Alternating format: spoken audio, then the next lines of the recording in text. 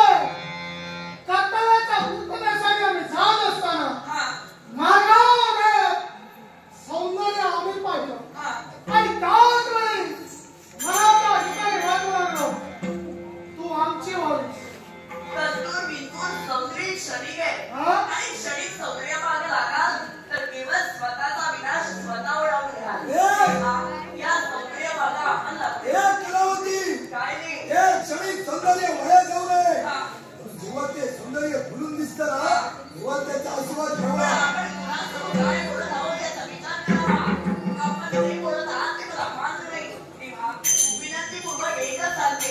माझा मार्ग थोडा मला जायला द्या.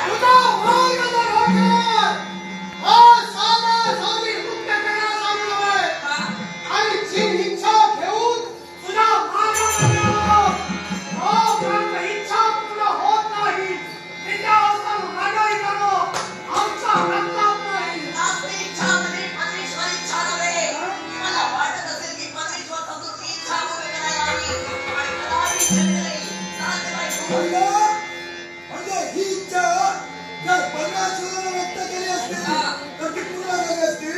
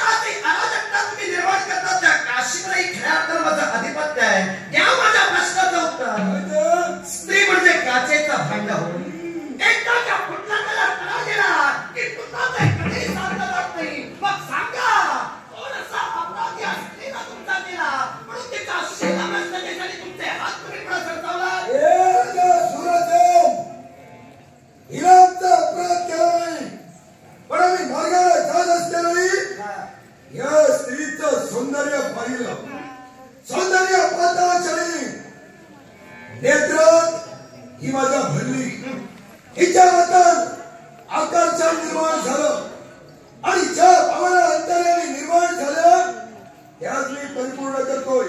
नाव काय म्हणालास तू? दंतूर. हे दंतूर ब्रह्मदेवानं निर्माण केलेली ही सृष्टी आहे. या सृष्टीत ज्या सजीवानं जन्म घेतला, ब्रह्मदेवाच्या सृष्टीतील प्रत्येक सजीव घटक आपल्या मनात निर्माण झालेल्या इच्छा परिपूर्णतेसाठी सदैव कार्यतत्पर आहे. पण स्वतःच्या मनातील सदिच्छा परिपूर्ण करत असताना दुसऱ्याच्या जीवनाची होळी करून स्वतःच्या सुखाची होळी भागण्याचा काय अधिकार तुला पोचतोय? अरे प्रत्येक समाजच्या व्यक्तीच्या मनाचा विचार करायचा आहे, समाजच्या व्यक्तीचा विचार करायचा आहे. तर आपल्या इच्छा परिपूर्ण होत नाही तर स्वतःच्या इच्छा परिपूर्ण करत असताना दुसऱ्याच्या जीवनाची होळीच करावी लागते. कदाचित तुझा मत झालं, पण माणुसकीचा धर्म सदैव ठेवणारा मी एक शास्त्रवंत आहे. तुझ्या मार्गात मी उभा राहिलो आणि थांबे शब्द माझ्या पवित्र वाणी तुम्ही उद्गारण्याच्या मुळाशी कारणच ते ठरलं. एका अबलेला सहकार्य करणं माझा धर्म आहे आणि तो धर्म मला सदैव राखायचा आहे. तेव्हा दंतूर मी तुला विनंतीपूर्वक सांगतोय, धर्मानं स्थापन झालेली ही माझी काशी नगरी, सत्याच्या जोरावर चालणाऱ्या माझ्या काशीत आज असत्यता आणि अपवित्रता निर्माण करू नकोस. तू ते पंचप्राण जर तुला प्रिय असतील तर अजूनही शाळा हवानी मागायला काशी पर्यंत मी जो आलो ना तो धर्म आणि नीतीला मागण्यासाठी नव्हे, स्वतःच्या मनाला वाटे, बुद्धीला पटे, प्रमाणे वागण्यासाठी आलो. या काशीचं मांगल्य ज्या क्षत्रियांनी आजपर्यंत आम्ही सदैव ठेवलं, त्या मांगल्याला जर तुम्ही गालबोट लावत असाल तर तुम्हाला जगसौख्यापासून नष्ट करून एका अबलेचं शील मी राखेन म्हटलं. अरे काय क्षत्रिय नंदना काशीच्या पुण्याची धोबी घालतो. जरूर म्हणे माझ्या काशीत अधर्म चालत नाही, हे सत्य. शंका आहे तुला का? शंका मला विचारला. बोल. तुझ्या असणाऱ्या प्रत्येक शंकेचं निराकरण राजा शूरसेन करे. मग राजा शूरसेन तू म्हणतात त्या काशीत असत्याला धारा नाही, अधर्म कुणाकरवी घडत नाही. मग मला सांगले ऋग्वेद ब्राह्मणाचा पुत्र कुटीर काय करत होता रे? तो सुद्धा या काशीतलाच होता ना? शाबास.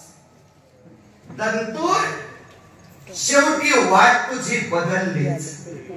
सरळ मार्गाला तुला समजावून सांगण्याचा माझा उद्देश होता, पण तू तसा ऐकणारा नव्हे. बदलावी लागली. मार्ग बदललास आणि खोलात शिरून मला विचारतोय. त्याला कारण माझ्या मुखातून निघणारे शब्द हे वाऱ्यावरचे नाही. ज्या काशीचं अधिपत्य मी सांभाळतोय ना, या काशीत घडणाऱ्या प्रत्येक घटनांचा आढावा घेऊनच तुझ्या नेत्रासमोर अति निर्भीड खातीदाराच्या शूरसेन उभा राहिला. तू म्हणालास काशीत अधर्म होत नाही, अत्याचार इथं चालत नाही आणि अधर्माला धारा नाही. पण कुटीर सुद्धा या काशीत केला होता. एक ब्राह्मण पुत्र असून वेश्यागमन करत होता, जुगार खेळत होता. मग हे सारं काही तुम्हाला चालत होतं. नदीला प्रचार सुद्धा करत होता ना. वक्तव्य तुझं असत्य असं मी म्हणणार नाही. बोललास ते त्रिवार सत्यच बोललास. तुझ्या मुखातून निघणारा प्रत्येक शब्द सत्य आहे तो मी मान्यच करतोय, पण माझ्या मुखातून निघणारे शब्द हे सुद्धा सत्यच आहे. या काशीचं मांगल्य अजूनही सतेज आहे. या काशीत खऱ्या अर्थानं धर्म अजूनही सतेज आहे. आता तो कसा हे शब्द मी तुला पटवून देणार. आणि ज्या कुटीराचं उदाहरण तुम्हाला देतोय, या कुटीराचा जन्म या काशीतच झाला. मुळातच 10 खंड, भरतखंड, पुष्करखंड, हरिखंड, रम्यखंड, सुवर्णखंड, इरावृत्तखंड, इंदरखंड, केतुखंड, पद्माक्षरखंड आणि दशमखंड म्हणजे काशी. या दशमखंड काशीत ज्या कुटीरानं जन्म घेतला, अरे मुळात काशी या शब्दातच पवित्रता दडलेली आहे. ती जर खोल वाकून जर बघितली असतीस तर ती तुला कळली असती. आता परमेश्वराने तेवढी अक्कल तुला दिली नाही, हा दुसरा भाग झाला. पण तुझ्या प्रश्नाचं जर उत्तर द्यायचं झालं तर दंतूर ज्या कुटीराला या काशीत जन्म घेतला त्याचा बाप म्हणजे ऋग्वेदी ब्राह्मण. 4 वेदांचा परिपूर्ण अभ्यास त्याने केला होता. पण हा ब्राह्मण कुष्ठ रोगासारख्या महाभयंकर रोगानं पीडित झालेला होता. याची कल्पना तुला आहे की नाही याबद्दल मला बोलायचं नाही. मी फक्त तुझ्या प्रश्नाचं उत्तर देणार आणि पुढे जाणार. आणि कुष्ठ रोगानं तो ऋग्वेदी ब्राह्मण पीडित असल्या कारणानं कुष्ठरोग हा संसर्गजन्य रोग आहे. त्याचा फैलाव इतरत्र होऊन जनमानसात घरातनं विस्कळीतता निर्माण होऊ नये म्हणून या काशीतील साऱ्या ब्राह्मणांनी त्याला वाळीत टाकलं होतं. त्याला वाळीत टाकल्या कारणानं 4 वेदांचा परिपूर्ण अभ्यास त्या ऋग्वेदी ब्राह्मणाचा असून सुद्धा त्याच्या मनात शैल्य निर्माण झालं होतं. आता त्याच ब्राह्मणाचा पुत्र हा कुटीर आपला बाप ज्ञानी असून सुद्धा समस्त ब्राह्मणांनी या काशीतील ब्राह्मणांनी आपल्या बापाला वाईट टाकलं. आपल्याकडे कोणी माया ममतेनं पाहत नाही म्हणून त्याला आपली वाट बदलली. सुविचाराकडे जाण्याऐवजी तो अविचाराकडे वळला. वेश्यागमन या काशीत त्याला जरूर केलं. ब्राह्मण असून मदिरा त्यानं जरूर प्राशन केली. म्हणून तुला काय वाटलं या काशीचं मांगल्य ढासळलं? हीच तुझी अक्कल तुझ्या वक्तव्यातून तू मला पटवून दिलीस. आणि काशीचं मांगल्य सतेज आहे. काशीचा न्याय जर तू बघितलास आणि काशीचा न्याय जर तुला कळला असता तर कदाचित हा प्रश्नही तुम्हाला केला नसतास. अरे ब्राह्मण असून सुद्धा त्यानं काशीत जन्म घेऊन सुद्धा काशीची पवित्रता डागाळण्याचा प्रयत्न केला. त्याला कठोर शासन झालेलं आहे. आता ते शासन कोणतं? क्षत्रिय राजकर्ता त्यावेळीचा. मी त्यावेळेचा न्यायाधीश नव्हे. आता मागचं तू सांगितलंस म्हणून तुला सांगतोय. त्यावेळेचा राजा त्याला शासन करू शकला नसता. याच्या मुळाशी कारण ब्राह्मण क्षत्रियांना वंदनीय आहे आणि म्हणून कदाचित त्या राजकर्त्यांनी त्यावेळी त्या कुटीराला शासन केलं नाही. पण या काशीचा न्याय अजूनही पवित्र असल्या कारणानं कुटीराला शासन झालेलं आहे. ते शासन कुणी केलं? या जगाचा राजा या विश्वाचा स्थैर्य करता तो एक ब्राह्मणच आहे. त्या देवराजांनी त्या कुटीराला शासन केलं. हे विसरलास की काय? मग सांग. त्या काशीचं मांगल्य सतेज असताना या धर्माच्या स्थापनेवर निर्माण झालेल्या काशीत अधर्म कसा काय निर्माण केलास?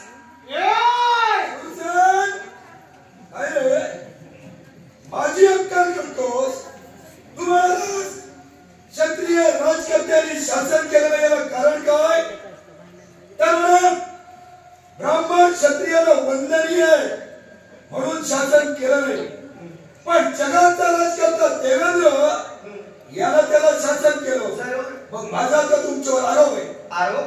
कुटीर वैयात केलं याला जबाबदार तुम्ही. कसा काय? मला सांगा, ऋग्वेद ब्राह्मणाला कुष्ठरोग झाला होता. हे सत्य ना? कुष्ठरोग संसर्गजन्य रोग आहे. तो जर का इतरांच्या सानिध्यात राहिला असता इतरांना त्याची लागण झाली असती. म्हणून तुम्ही त्याला वाईट टाकलं म्हणजे वेशेवर ठेवलं. ब्राह्मणांनी त्या वाईट टाकलं. मग मला सांग, क्षत्रिय राजकर्त्याने याचा योग्य निर्णय घेऊन त्याला हवं नको ते तुम्हाला नको होतं. एक गोष्ट कायम लक्षात ठेव. राष्ट्रशंका उपस्थित केली, कौतुक करेन या शंकेचं. जे क्षत्रिय राजकर्ते आहे त्यांनी त्या ब्राह्मणाचा विचार जरूर करायला हवा होता. तुला काय वाटतं? विचार केला ना होता? पण तुम्ही जर विचार केला तर कुटीर वैयात गेला कसं? प्रश्नाचं रास्त उत्तर देईन. विश्वात व्यक्ती तेवढ्या प्रवृत्ती आहे. तो कसा गेला हे मला विचारू नकोस. गेला ते सत्य आहे, मान्य करून चालतोय.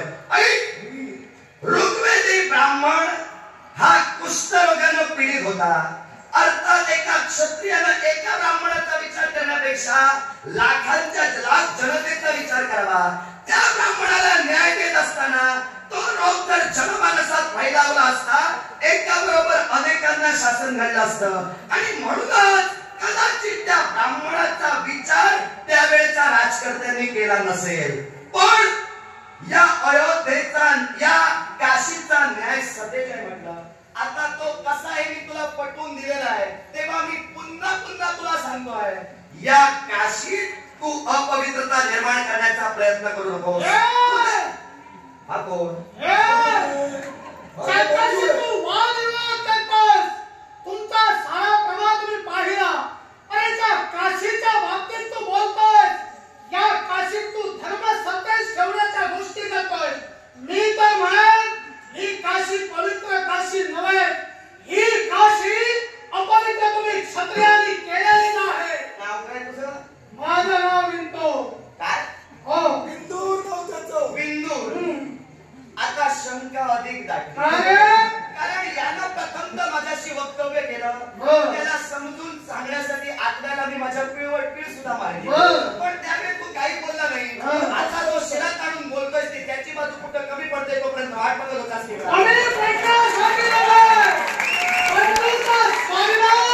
प्रत्येक बंधूला विश्वास असावा आणि माझ्या उरी भरलेला असल्या कारणानं माझ्या बंधूच्या बाजूला मी खंबीरपणे उभा राहिला आहे. आणि म्हणून मला मान्य आहे, सांप्रतच्या क्षणी तू तुझी बाजू मांडलीस की मारलीस हे तुझा या विश्वाने ठरवून द्यावं. पण ही काशी अपवित्र कशी झाली ते मात्र मी छाती ठोकपणे तुला सांगणार आहे. म्हणजे तयारी करूनच फिरता. तयारी केल्याशिवाय तू कुठंच जात नाही. कारण सांप्रतचे क्षणच कसे, समोरचा जर कमकुवत दिसला तर त्याला दाबून ठेवण्याचा प्रयत्न फार केला जातो. बाबा रे, मी तुमच्यापैकी दोघात कोण कमकुवत आहे किंवा कोण सबल आहे यावर बोलणार नाही. तुमचं कमकुवतपणा तुम्ही दाखवून द्या किंवा तुमच्यात असणारं श्रेष्ठत्व तुमचं तुम्हीच पटवून द्या. तू ठामपणे काय म्हणालास, तुम्ही काही बोला, पण या काशीची अपवित्रता निर्माण झाली, काशीच्या धर्मावर स्थापन झाली आहे, ती काशी अधर्माची आहे मी पटवून देणार तू बोललास. मग ते शब्द तू उद्गारलेस ते सत्य कसे पटवून दे. जे मी बोललोय ते मी तुला पटवून देणार आहे. बोल. चार काशीत साम्राज्य तू आहेस, याच काशीचा राजकथा म्हणजे राजा वीरमणी. आणि ज्या वीरमणीनं केवळ स्वतःच्या स्वार्थासाठी बाल हत्याला काशीत गेली, मग मला सांग बाल हत्येसारखं महत्त्व या विश्वात दुसऱ्या कुठंच नाही. मग मला सांग ती बाल हत्या या काशीत केल्याच्या नंतर या काशीला तुम्ही पवित्र काशी कसं काय म्हणता? बिंदूर, छान बोललास. जे काही इतिहास तुम्ही दोघांनी मांडलेत ना ते घडलेलेच मांडले, सत्य तेच मांडलात तुम्ही. पण काय माहितीये का, फक्त दोघांनी माझ्यावर एक कृपा करा. आता तुझ्या प्रश्नाचं उत्तर जर तुला समर्पक जाणून घ्यायचं असेल तर कृपया मी बोलत असताना दोघांपैकी कुणी मध्यंतरी मात्र बोलू नका. अशी वाईट सवय आम्हाला मिळत नाही. त्याचा प्रश्न मी त्याला स्पष्ट करून देत असताना तू मध्ये कोरडला, तेव्हा तो तिचा प्रश्न थांबला. आता तुझ्या प्रश्नाचं जर उत्तर तुला हवं असेल कृपा करा. त्याला समजावतो मी. मला उत्तर हवं. प्रश्नाचं जर तुझ्या उत्तरच तुला हवं असेल, मी अजूनही माझ्या शब्दांवर ठामच आहे. काशी ही अजूनही धर्मानच चालते. अशी काशीत अधर्म आता तुम्ही हा करता. आता तू काय म्हणालास, राजा वीरमणी बाबतीत तुम्ही बोलला. राजा वीरमणीनं बाल हत्या जरूर केली, पण त्या लहान बालकाची हत्या राजा वीरमणीनं केली होती. तो लहान बालक कोण होता याची कल्पना तुम्हाला कदाचित नसेल. कारण मी या काशीचा घटक आहे. सांप्रत या काशीवर माझं अधिपत्य आहे. त्यामुळे तुम्ही कुणाचं तरी ऐकलेलं सांगताय आणि आता मी जे सांगणार ते स्वानुभवाचं. कारण त्यावेळेचे जे राजे होते म्हणजे राजे वीरमणी यांच्या बाबतीत तुम्ही बोलतात, त्यांच्याशी माझा संबंध आहे. आता त्यांच्या मागून आता मी राजा झालोय. त्यामुळे मी सांगणार तेच खरं पुन्हा सांगतोय. मी सांगणार तेच खरं, तुम्ही काय बोलणार ते नाही. ऐक, छाती पुढं काढलीस आणि राजा वीरमणीचं प्रकरण स्पष्ट करून तू दिलंस. जे बोललास ते सत्य बोललास, त्यावर मी टीका करणार नाही. पण राजा वीरमणीनं ज्या बालकाचा शेवट केला तो अधर्मासाठी केला नव्हता, तो धर्म प्रस्थापनेसाठीच केला होता. आता तो कसा? ज्या बालकाचा शेवट राजा वीरमणीच्या शस्त्रानं झाला ते लहान बालक आधी कुणाचं याची तुम्हाला कल्पना असेल किंवा नसेल त्याबद्दल मी बोलणार नाही. मी सांगणार, काळजी करू नका. आता तो बालक कोण? शिवशंभू महादेवांची प्रिय भक्ती जी कौमार्य अवस्थेपासूनच शिवशंभू महादेवांची खऱ्या अर्थानं ध्यान धारणा करत होती. ती म्हणजे राजा वीरमणीची सख्खी बहीण. या बहिणीला तिच्या भक्तीचा प्रसाद म्हणून शिवशंभू महादेवांनी ते बालक प्रदान केलं होतं. आणि त्यावेळी तिला कथित केलं होतं, मी हे बालक तुझ्या भक्तीचा प्रसाद म्हणून तुला देतोय. याच्या मुळाशी कारण आहे. पुढे येणारा प्रसंग फार भयंकर आहे. अर्थात या माझ्या भक्तीला त्या प्रसंगातून खऱ्या अर्थानं सुखरूपरित्या बाहेर काढण्यासाठी हा बालक जो माझ्या तेजापासून मी निर्माण केलाय तो तुझ्याकडे देतोय. आणि म्हणूनच शिव आज्ञा मान्य करण्यासाठी राजा वीरमणीच्या भगिनीनं त्या बालकाचा खऱ्या अर्थानं स्वीकार केला. त्यापुढे काय घडलं? राजा वीरमणी हा आधी शिष्य कुणाचा आहे तुम्हाला ज्ञात आहे? तो शिष्य देवराज देवेंद्राचा. देवराज देवेंद्राबद्दल मला बोलायला लावू नका. देवराज देवेंद्राबद्दल मी जर बोललो तर कदाचित तुम्हाला काही काळ इथंच थांबवून ठेवेल. गरज नाही, फक्त तुमचा मुद्दा स्पष्ट करून सांगा. ऐका, राजा वीरमणी हा देवराज देवेंद्रांचा शिष्य. अर्थात त्यांचा आणि राजा वीरमणींचा जो तात्विक वाद झाला होता त्या तात्विक वादावरून त्या देवराज देवेंद्रांनी राजा वीरमणीची परीक्षा घेण्यासाठी मैत्रेय ऋषींचा वेश धारण करून त्याच्यापर्यंत ते गेले होते. याची तुम्हाला कल्पना असेल की नाही याबद्दल मला बोलायचं नाही. पण महंतांच्या शापामुळे जी परिस्थिती निर्माण झाली, राजा वीरमणीची पत्नी, या पत्नीला तिच्या स्मृती खऱ्या अर्थानं तिच्यापासून वेगळ्या झाल्या. शिवाय तिची बहीण, राजा वीरमणीची बहीण हिची शिळा झाली होती. अर्थात पुष्पानुसार एका नवजात बालकाच्या रक्ताचं सिंचन जर दोघांवर झालं तरच खऱ्या अर्थानं ती परिस्थिती पूर्ववत होणार होती. आणि म्हणूनच त्यावेळी शिवशंभू महादेवांनी दिलेलं ते बालक कामी आलं. यात राजा वीरमणीला अपराधी धरू नका. ती शिवलीला काय होते हे आधी ओळखा आणि मग माझ्याशी बोला. शिवलीलेचं नाव सांगून तू जर बाजू मारण्याचा प्रयत्न करशील तर माझं तरी ठाम मत आहे का राजकर्त्यानं केवळ स्वतःच्या स्वार्थासाठी त्या नवजात बालकाचा जीव घेतला होता. तुझं मत झालं, तुझं मत मान्य मी करणार नाही. तू दुसऱ्याचं ऐकलेलं काही येऊन सांगशील आणि मला येऊन मान्य करायला लावशील एवढा अक्कल कोणता नाही. अजूनही तुम्हाला सांगतोय, पंच प्राण जर तुमचे प्रिय असतील तर या स्त्रीचे चरण धरा आणि तुमचं मरण वाचवा. पण सगळ्या भारताचा प्रेम असेल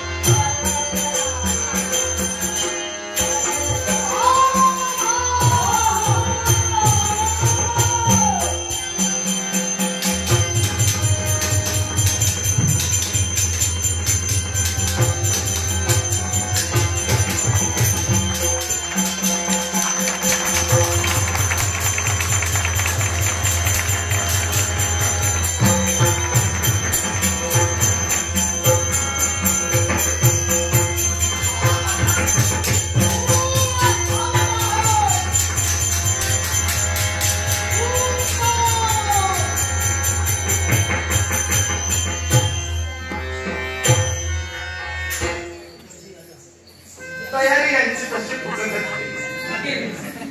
पडद्याचा पाठलाग म्हणजे दगडावर वार करण्याचा मूर्खपणा. मी जातीवंत क्षात्रवंत या पडद्याचा पाठलाग करून दगडावर वार करण्याचा मूर्खपणा मी करणार.